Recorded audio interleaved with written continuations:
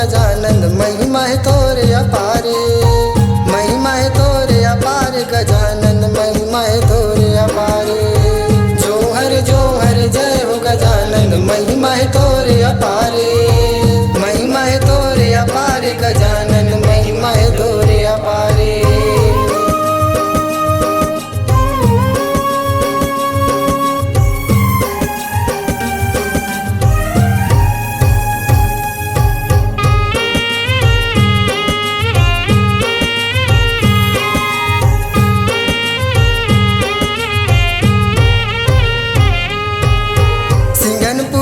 बने हवे मंदिर लगे हवे तोर दरबारे,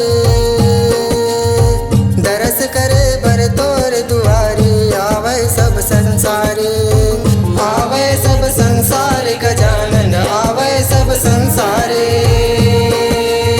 दरस करे बर तोर दुआरी आवे सब संसारे।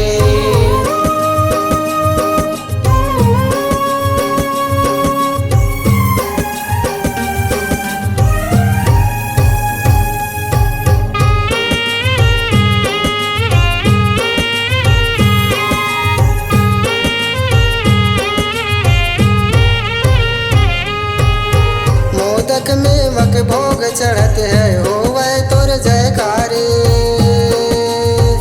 आसन रतन बिछा के बैठे कर मूसक सवारे, कर मूसक सवारे गजानन कर मूसक सवारे।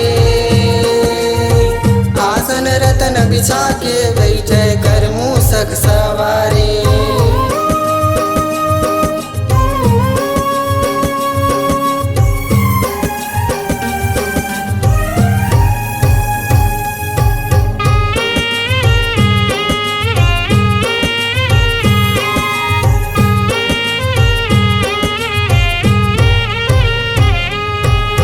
सब देवी देवता धामी हाँ पहली सुमरन भारे,